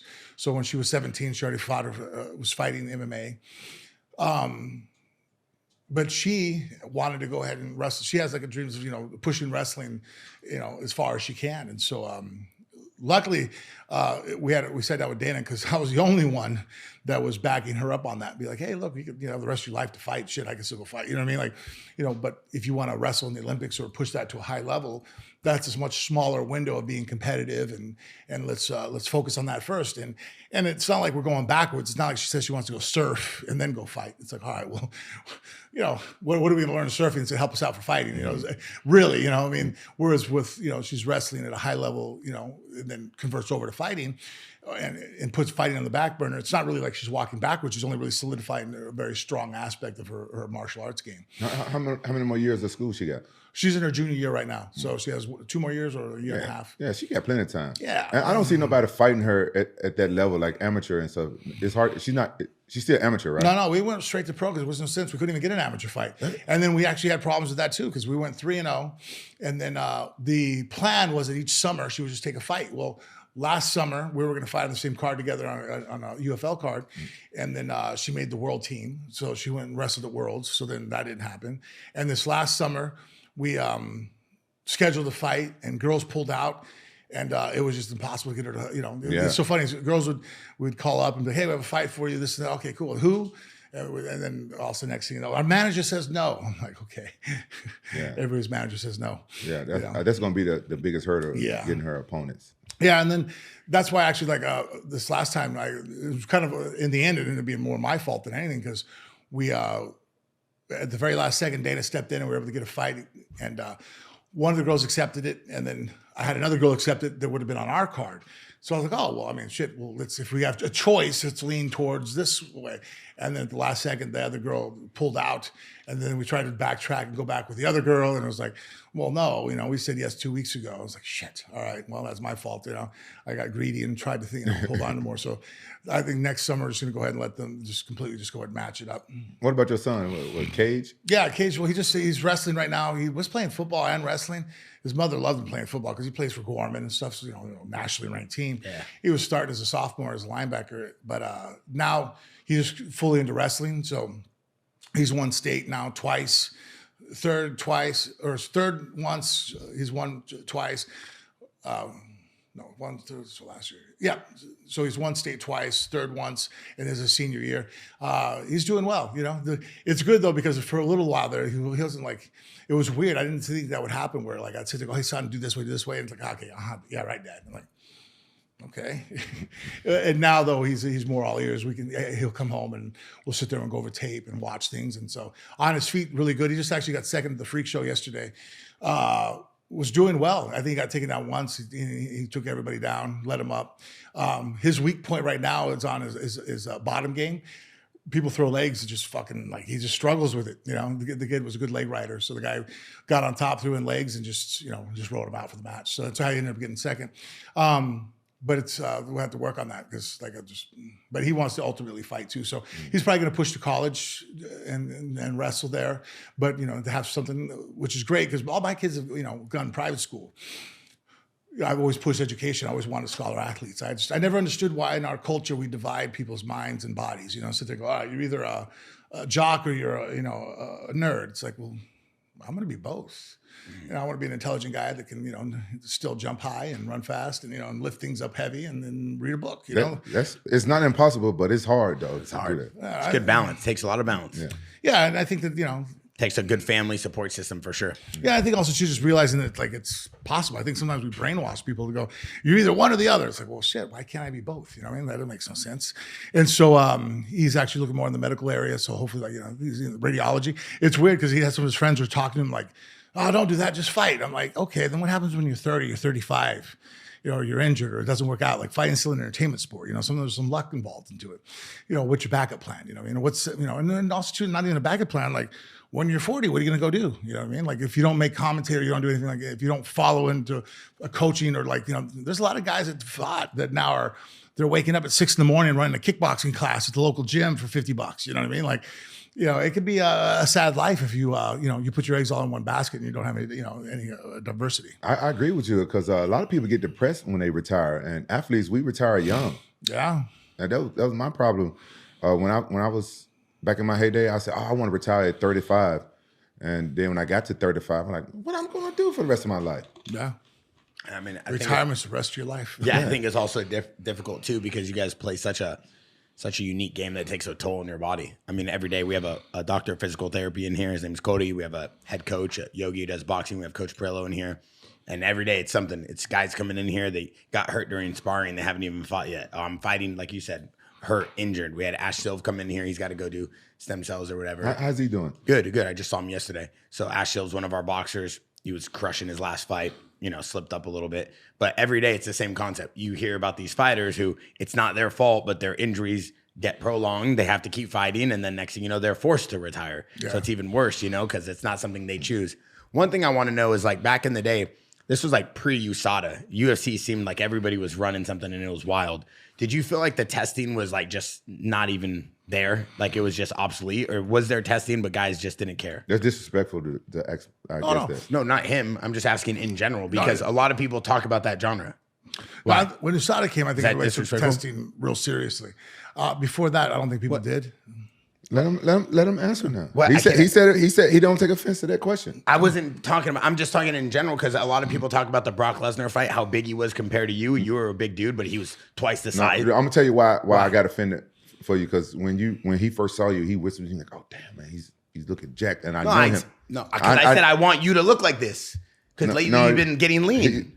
Lately, you've been trying to do the slim fit diet. I said, I don't want the slim fit diet. I want the jack diet. Hey, look at him. He's a monster. Just don't offend my friends and the guests. Like you be asking some. Bro, I've been begging him to come on this show for weeks. I couldn't wait to have him here. So don't offend him when he get here. I didn't offend him. Did I offend you? No, I'm good, man. Thank you. I would never. First of all, he would kill me. He didn't hear you say that when he said, "Oh my." He never heard nothing because I didn't say nothing. Okay. He's not running 13 miles every day trying to get super. Don't cut off the guest. He's talking. Let him finish. Yeah, once USADA got involved, I think everybody, if they were doing anything, they knew not to. You know what I mean? Because randomly being tested, pulled out the way they were. They showed up at your house and blood test you and shit. Like, I don't think there's any way. I mean, maybe I'm speaking of ignorance and somebody's laughing at home. There's no way to fake that. Yeah. Before that, though, it wasn't that seriously. As far as the athletic commissions and stuff, they didn't come and really randomly test you. They started picking up a little bit. So definitely it would have been easier, but once USADA came and everything, no, it's almost impossible. I don't think that's why I would sit there and people sit there, that guy's on something like, no, he's not. There's no way. If he's passing the test, trust me, he's really passing. And is that, do you feel like that's the case in today's time too? Because everybody says, oh, that guy's on something, but we've talked about this multiple episodes. If he's passing the test, he's probably passing, right? You can't fake that. Yeah, no, there's no way of faking it. What about Brock Lesnar? Brock Lesnar didn't pass the test. So how did he fight? How did he get the fight? Because the test results didn't come back somehow in time. Wait. I did not know that part. I thought he did pass. That's why they let him fight. That's why there was a lawsuit or something. That's why there's a lawsuit because he failed the test, but the results didn't show up until like 3 weeks later or some shit. Because I've seen Mark Hunt post this stuff on Instagram, right? Yeah. So right now, what was it? There's a lawsuit between Mark Hunt and the UFC or Brock Lesnar and Mark Hunt? Mark Hunt and the UFC. And he's telling the UFC, why did you guys allow me to fight a guy who obviously didn't test positive? Right. Okay. Which, I mean, like, it wasn't like he got hurt in the fight. I think he just, looking for angles. Did he win that fight? Or No, he got out-wrestled. He got taken down. Oh, okay, yeah. But it wasn't like he got beat up. It wasn't like Mark took any shots that were like devastating or crushing. He just got wrestled to death. At that point, Brock went back to I'm going to just out wrestle everybody and stay on top. I mean, that's a good point though, Rampage. Like, what does a UFC fighter do at that point? A fight comes back, they lost, the guy was tested positive. Do you give the guy the win and all the money, or like, does it not matter? Oh, they usually pull the win from them. Yeah, they just pull the win from them. Yeah, and then you lose your win bonus and stuff. And I don't know what they'll do to the loser as far as like, I don't know. They don't compensate you. I don't know. Yeah, they should compensate you. Yeah, you would think almost like pull his win money and give it to you. Cause that happened to me against a guy I fought. They gave him the decision, but then he failed the dirty test and they overturned it. But I thought I won the fight in the first place. Do you remember which fight? I do. I don't know if I should say Queen Mo. Oh, really? Yeah. Queen Mo. Shut up! I didn't want to start nothing. I could have got away with it. It was a cough and I went shot straight to him. Then it's funny though. Like it's in our culture, everybody's so like. I don't know. On that, as far as to sit there and you see anybody's in shape and they look at it, and to have to your point and carry it to a step further. Yeah. Every time you see someone who's in shape, like, oh, he's on shit. Yeah. I'm like, dude, like some guys are actually in shape, dude. Like, you know what I mean? Like, 100%, it's like, hey guys, I know you don't look like that, but there are people who look like that, And then on the other end of it, it's like, if it was that easy just to go ahead and take anything and look that way, then all those assholes at home on the keyboard would look that way. You know what I mean? Like, trust me, it's like there's a lot of guys at the gym that are on shit and look like shit. You know what I mean? Like, the biggest thing, like when I was fighting the Pride, since they didn't test, everybody assumed that I was on it too. So you see a lot of fans talking about, in the comments, they talking about like how I was juiced and everything. Look at Yoel Romero. You know what I mean? He looked like it though. But I mean, there just shows you somebody. But he's not on anything. No, he's not. That guy's fucking went to the Olympics and everything. You know what I mean? So there's an example that guy, I'm willing to bet anything, is 100% natural. The same thing with my coach. Same thing with my coach. Everybody think he's on it, but he's not on shit. Who? Coach Sean. Oh yeah? Yeah. He finds it as a compliment. Yeah. Look at it. Everybody think he's on shit. I'm telling you, he's not. I'm gonna tell you. Thor ain't on nothing. I'm gonna tell you. This is how that dude I think the one time where we were sitting there talking, it was like 3 years that he hadn't had a cheat meal. I'm like, true story. I mean, the dude, like, you go out of town with them, like, they bring their food, they they work out. I mean, the guy, like, talk about, like, discipline. It's like, holy shit. Like, if you're fucking jacked and I see you eating a fucking Whopper, fucking, down in fucking Mountain Dew, I'm like, all right, okay, that doesn't fucking match. You know what I mean? Like, you're eating fucking, you eat like shit, you're drinking soda, you're fucking, you know what I mean? Or you're not getting any sleep. I never see you at the gym and you got a 6-pack and you're fucking jacked. All right, well, that doesn't line up. But if you're at the gym and you train, you're dedicated, humans can look good. You know what I mean? That's how I know he's natty. This is how I know. I know he takes supplements. But he gave me his list of supplements because he referred me to take them, and most of them I got from Amazon. And this how I know he's natty. I've been knowing him before. I knew him for 10 years before I started training with him. Yeah. And I came to him one day. I was overweight. I was sick of it, and I seen him. He got shredded. He walked around at 5% body fat. I was like, hey man, what you doing, man? I need to start training with you, bro, because I'm sick of being fat. And he said, all right. I tell you, I said, hey, are you on anything? He was like, no, I'm not on anything. He said, he broke it down. He said, this is what I do. He said, at this time, he said, I do 2 hours of cardio in the morning. Then the next workout, I lift weights. And I fast and I eat this. I don't eat no sugars and no carbs. And he said, I take supplements. I'm gonna show you my list of supplements. I said, but we was in his living room. We was at like an after party. Like we had some people come after the club. We come to his house. And I was just talking to him. People are hanging out, girls around and stuff like that. And I just pulled him to the side. And I was like, but for sure, you not on it? No test, no growth? He said, no. And I said, why? He said, I want longevity. And so now that he's training me, he won't let me take tests or growth. Because he said, in the long run, it's going to mess up your hormones and it's going to mess you up. So that's how I know he's natty. But everybody talk shit and say, oh, your coach ain't natty, your coach. And he finds it as a compliment. Yeah, I mean, a lot of people, though, like what he's saying, it depends on the body type. It depends on what they're eating. And there's a lot of people who are ripped, but they eat Whoppers all day. And they're drinking. No, don't point at me, fam. You, 100%. Fam, I've seen you eat some fucked up. You eat pizza here all the time and you ripped. Okay, you look like Rocky Balboa and you own shit. You own shit. First of all, I don't eat the crust. Second of all, that's thin crust pizza. So that means it's thin pizza. It's like this. It's like a crepe, but with pizza. So it doesn't count. It counts. Does that count? He's on shit. That's why he want to know. He want to know everything. I'm not on anything. What do you mean? I'm not a fighter. No, I go to a doctor. I do the hormone replacement therapy. But I do the same thing. Well, he's not fighting now, so he's. I do the same thing. Who cares? Yeah, but also too, like whenever I sit down, people sit there like, "Oh, what are you taking?" And we talk, and they're like, "What?" I'm like, well, dude, it's about being healthy and being balanced. So like, I'm more in the middle. I think that like sometimes when guys, I've told them what I take, and then they sit there and I listen to what they take. I'm like, holy shit, really? Like, you're not afraid of like your liver shutting down? Like, because I don't plan to live forever, but at the same time, I want to be as high quality of life to me. It'd be good, And so like, all the peptides out there, like especially now the BB157, TB500, I think that shit's amazing. Yeah, BPC, IGF-1, testosterone, semaglutide. Listen, all joking aside, if you are going through a stage of your life where you can't control your diet, you can't control your behavior, your hormones are out of whack, you go get blood work, okay? Blood work determines what you need.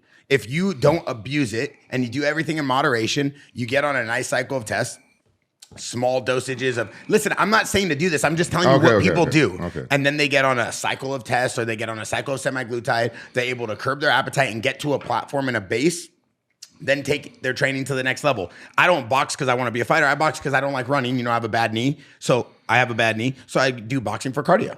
Hey, So have you started that new peptide, Bofa?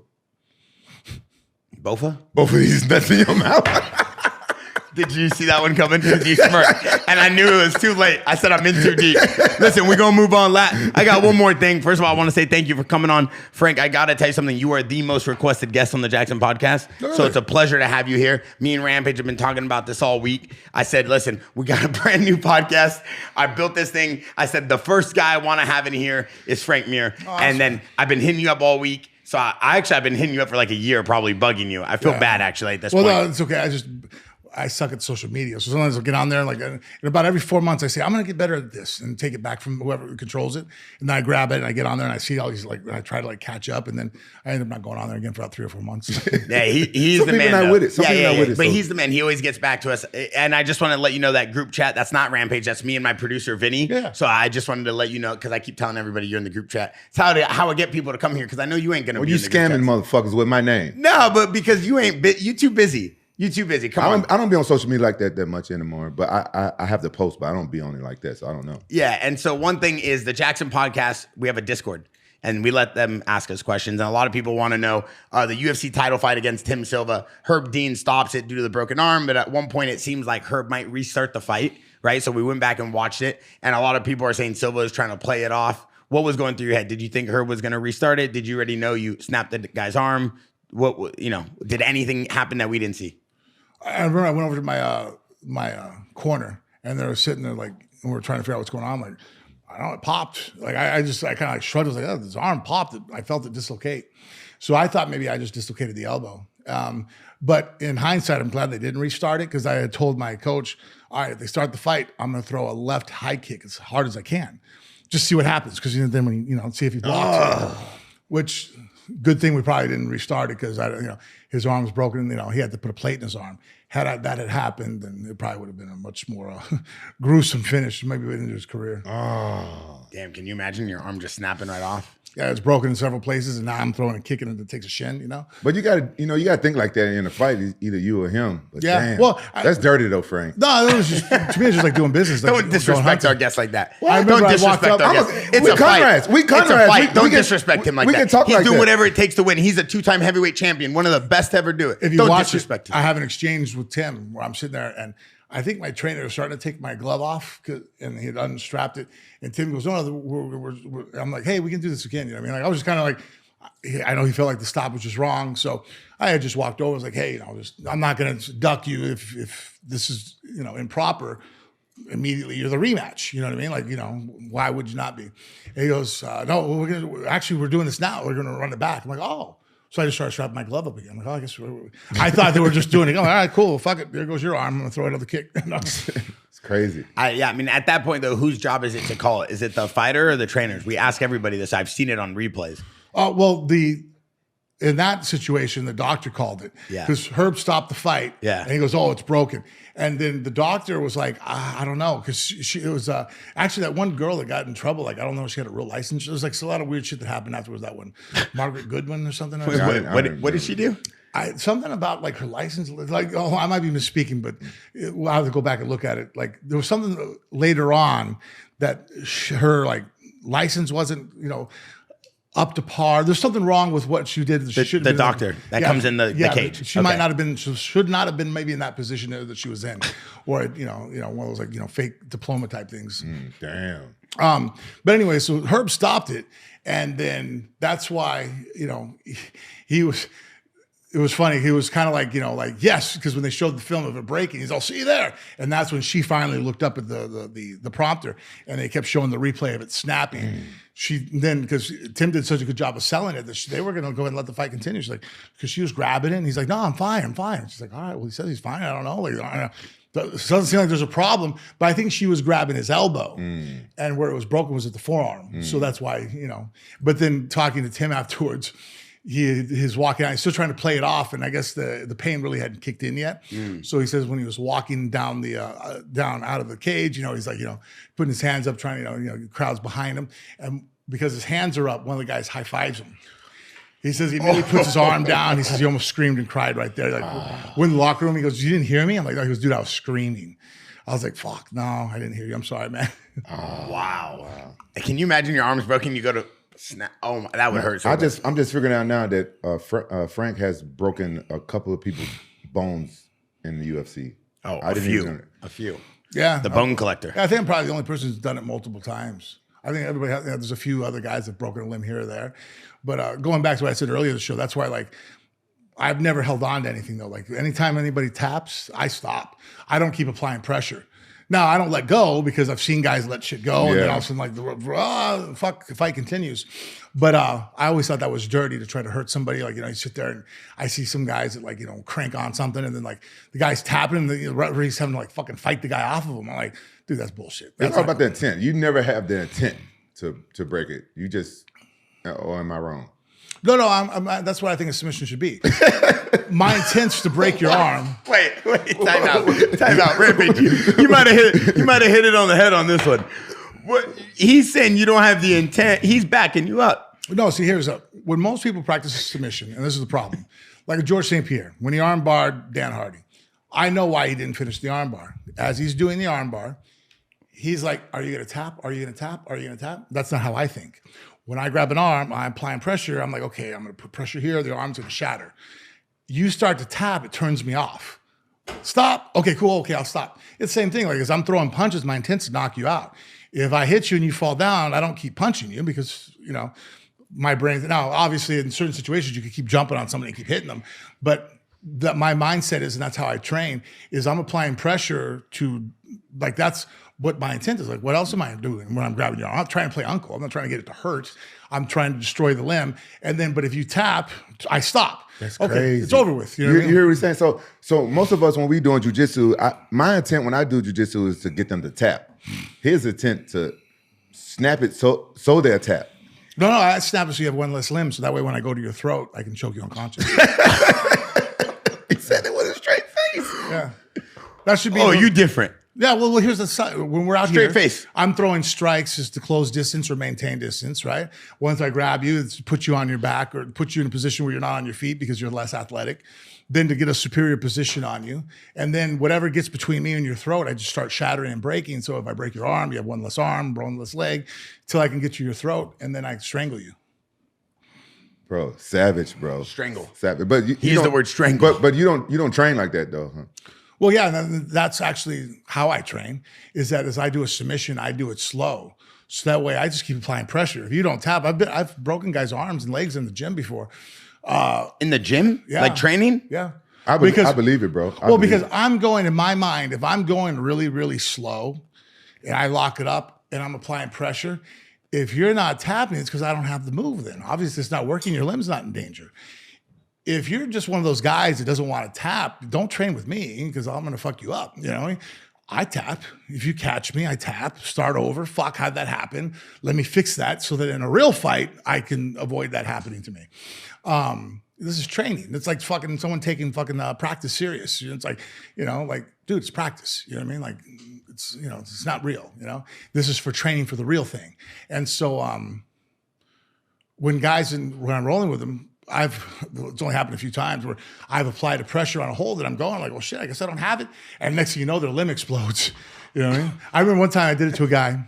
He was a national champion in wrestling, D1, and he came in the gym and I caught him and I grabbed him in a knee bar and I'm applying pressure. And I'm like, I really feel like I have this.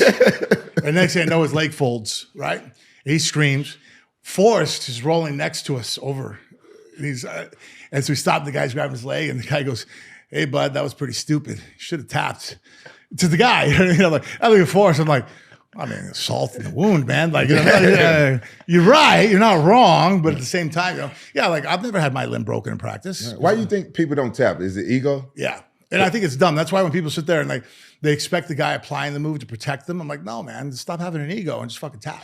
Mayhem Miller's like that. I've seen him. We trained together for years, and he could be training for a fight, got a fight in 2 weeks, and won't tap. Yeah, that happened one time with us. With Mayhem with you? Yeah. And you broke it? He screamed. Because at the time, I probably would have let it go. But we were training at Mark Lehman's, and Lehman had said that, hey, Frank, the practice is over with. Basically, I was like him and Forrest, had a couple of the guys I was doing like a shark tank with. And so I was tired, I was fucking going through all these guys, and it was one of those things like, okay, practice is over once you finish somebody. I'm like, oh shit. So then I just went through and turned it on. I just started tapping everybody, right? And so then I had Mayhem, and I put him in a guillotine. And like he almost killed himself. Like he like ran his feet up the fucking cage and like almost like tried to flip over the top of me. I've seen it. It was weird. I was like, oh shit. So I let it go. So then I got him in a Kimura and I applied it and I just started going and cranking. And I was like, I ain't letting go. Fuck this. You know what I mean? Today you're gonna learn type thing. You know what I mean? Like, so I put his hand to the back of his head, Yeah.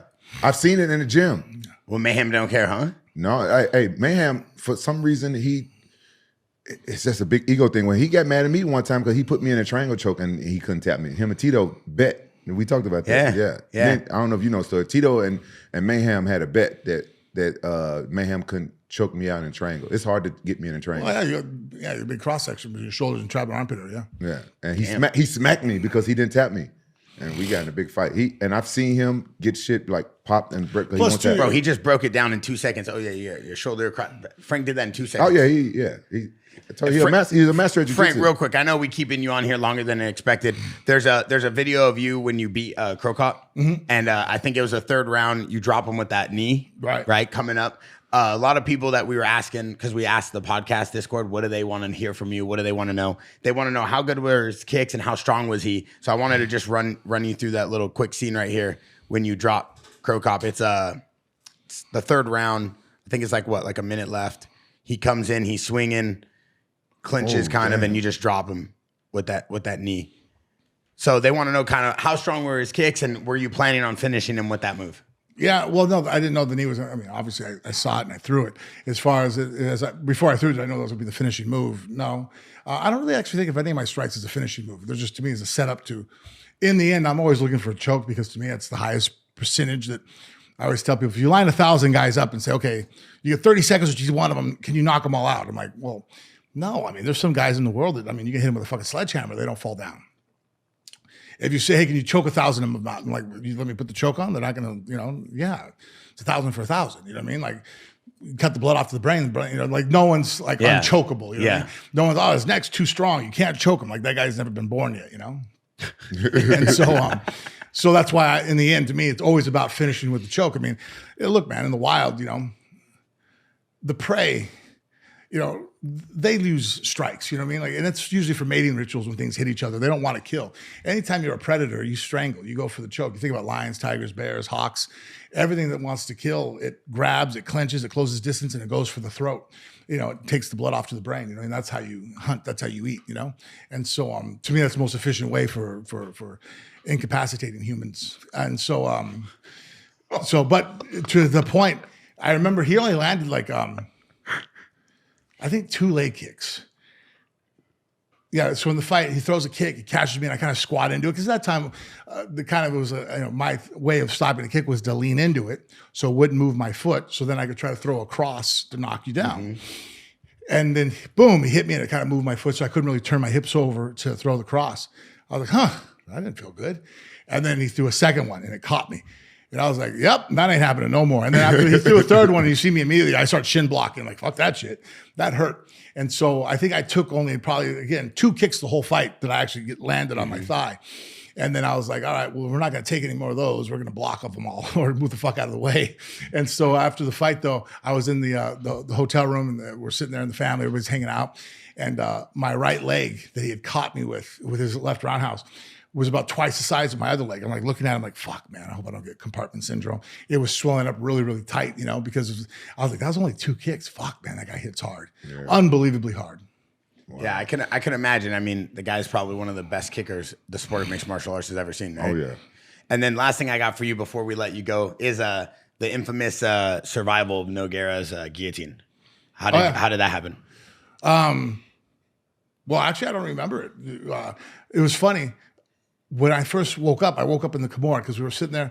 And I had taken he had faked a jab, and I bit on it really hard. Yeah. And then he caught me with the left right on the ear. It knocked my feet out. I started falling down, and then I grabbed on. I was really screwed. He slapped a choke on me. I was in trouble. And so I felt his weight off a little bit, and so I was able to just sweep him and back step over and grab the Kimura. And that's at that point in my career, I'd gotten really heavily into wrestling. So that's actually a lot more wrestling aspects to it than it was jiu-jitsu, even though I finished him with the Kimura. I didn't really fully come awake to where I was like out of not underwater until I had the Kimura. And so I had him locked up. And it's a trick I kind of do that I've done actually in a fight before. I'd done it with Anthony Hardung. No one really taught it to me. It was just one of those things that, like when you roll enough, you kind of just devise little gimmicks and tricks. It's hard to submit people from within their half guard if you have the Kimura, because you can't get enough torque on the shoulder unless you get out past the head, right, with your legs. So if they're holding half guard, to get them to let go. So I just let people sweep me, because I knew that if I lean over far enough, when people sweep me, they open up their half guard, they put their feet on the ground. Well, shit, you can't really bridge and hold half guard at the same time. So it's like, hey, make a choice. And so I would put my weight over and make it seem like I'm off balance, and guys would feel it. And I would kind of like play into their reaction of their training that like, hey, come here. And so they would sweep me. So that's what he did. So when he swept me, he opened his legs and I was able to kick my legs through, and then I locked on top, and that's when I was able to get the finish. And so I remember grabbing and applying pressure. And I remember thinking, fuck, like, I can't believe he's not tapping. Okay. As I'm flying through, and I like even looked up at Herb. I'm like, because in my mind, I knew what was going to happen. So I was trying to look at Herb. I had the whereabouts to sit there and go, as soon as you jump on me, I'm stopping. But until you do, you know what I mean? Like, so like I was looking like, please come stop this, and he's not scared to snap it. He goes, I'm going to snap it if you don't stop it. Yeah, that's crazy. Those Brazilians, like the black belts, they don't want to tap. Yeah, ever. And especially too, because it's Nogueira. He was the submission king, and I'm an American. It wasn't a good look for him. So I understand. Do you feel that though? I don't want to start any controversy, but do you feel because he was known as the submission king, you being the American like jiu-jitsu heavyweight, that was probably like the worst look? Do you feel he had to deal with that pressure? Yeah, absolutely. Yeah, that's crazy. Because with all due respect, he was, and then you come in as the American heavyweight, like kind of like non-Brazilian, and you kind of just beat him at his own game. Yeah. Are you a black belt, or did you go by black? You go. Yeah, I got a black belt. I mean, actually, when I got my black belt in 2004, I probably wasn't. I don't really think. Got a black belt pendant chain, a black belt Frank Mir MMA logo. Well, I didn't know that was a damn belt. What do you think his logo is? What's that logo? It's dope. Besides the F3. I didn't know it was a damn belt. Oh, I'm sorry. You only saw F3. It goes in as it's an F and an M, and it turns into a black belt. Are you a coral belt? Red? Was it? No, just black belt. Just the reds for just like well, actually, it means in professor. So so the red on a Brazilian way is the mestre. What's that? Is it mestre? Yeah, I think that's what they call it. Yeah. So you can instruct. You have a competitor, and then you put the white stripes on the outside. Not bad. No, fuck up. Not bad. Why? Because I didn't know he was a black.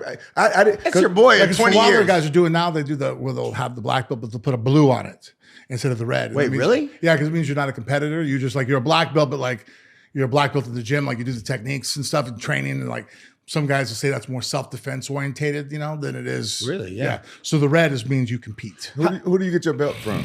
A guy named Ricardo Perez, who got it under Sergio Pena. So jiu-jitsu wise, but now actually this for the Frank Mir black belt, that's me for Mir MMA. Oh, okay. That's how I have my own belt system. Oh, okay. But do you give out jiu-jitsu belts too? Yeah, well, MMA belts. Don't. He don't sell them, because I know people like you like to buy belts. You got to earn it. I'm a blue belt, brother. Yeah. How much you pay for that one? I didn't. I got it under Alan Goes. I worked hard. I know Alan Goes. He paid for it. You crazy. Now I'm training with Jansen and Leo Vera and the Checkmat guys. Okay. I might buy that one. Yeah. Shut up. Listen. Leo Vera's a phenomenal jiu-jitsu guy. Yeah, he's right outside.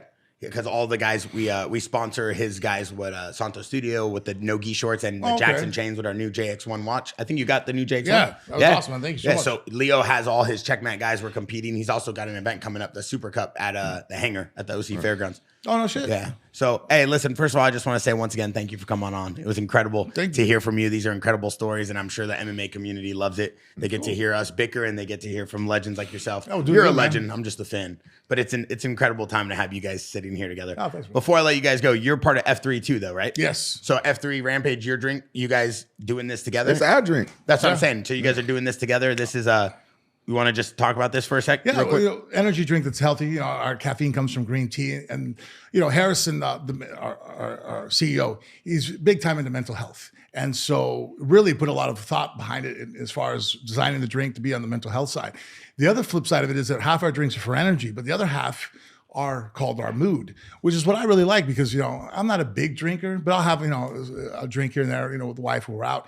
So I like drinking our mood drinks because they're relaxing, have GABA in it, more, just chill out. So I could mix my drink with vodka and it's much more low key, instead of doing like a Red Bull vodka. Like you drink the mood with the, yeah. I haven't done that yet. Yeah, I do the peach. That's my favorite to do. So my truck, I have a bunch of the back. I'll walk into a bar, like, what do you want? Like, I get a shot of vodka and a glass of ice. They're like, in a shot? I'm like, yeah, just put, I try to explain myself, like, I'm going to pour my soda, my mood drink in there. And so that's my relaxation. You know what I've been doing? I've been drinking citrus with gin. So I'm gonna try to mood. Because the way I look at it, like when you're drinking alcohol, you're relaxing. I don't want to relax with an energy drink. Oh, that makes sense. That's why I never understood the Red Bull and vodka. I'm like, hey, dude, what direction are we going? You know what I mean? Like, we going up, going down, going sideways. So at least with the mood, I'm like, all right, we're chilling out, man. It's the end of the night. Hey, what direction are we going when we drink the Red Bull vodka? We're going up, we're going down, we're going sideways. Well, I went on a double date with Rampage, and he filled up a bunch of gin, and he brought his own F3 to the bar, and the girl was looking at him crazy, like, is bring your own drinks to a gala? Rampage's like, nah, I mix my F3 with the gin. What is it, the gin? Yeah, I like that with the gin. That was a very very thoughtful explanation of the drink with the ingredients. He really understood all the ingredients. He understands everything of the drink he drinks and owns and promotes. And I love the fact that he takes time to understand the ingredients in the drink and everything he does. And him being on a podcast, taking advantage of those moments to thoroughly explain the drinks and the ingredients of what he drinks, I think it's incredible what you're doing here. Thank you so much. I think that was very thoughtful, very professional. You see what he's doing, right? I don't know. I see it. What am I doing? All right. As long as Frank sees it. Wait, what am I doing? Wait. We see what you're doing, bro. Wait, before I go, what am I doing? Hey, have you tried to do the strawberry one yet, though? The strawberry? I drink the mood ones. I drink the mood ones all day. I actually love the mood ones. I'll give you this. The mood ones are incredible. Yeah. And I'm already all over the boards. But I just want to know before I go, what am I doing? You trolling me. How am I trolling you? We got to get him out of here. He's busy, How am I trolling you? You trolling me, bro. You talk about the shit I did on Joe Rogan when I didn't know what theanine was. And that's what you doing. That's what you doing. Right here in front of my friend. When you were on Joe Rogan, that was a phenomenal episode seen by millions of people. And it would have just been a little bit more helpful to the F3 brand if we knew what vitamin D and protein and photosynthesis was. But what's better? Me asking a question about something that I didn't know about, or just Joe Rogan tasting it, or him explaining to me and spending more time explaining and talking about what theanine is. Just give me that before you spill it on the equipment. You know what I'm saying? Frank, thank you for coming on the podcast. This guy, a legend, incredible to sit across from you. I'm Bear Degidio. This is Rampage Jackson, the greatest co-host of all time.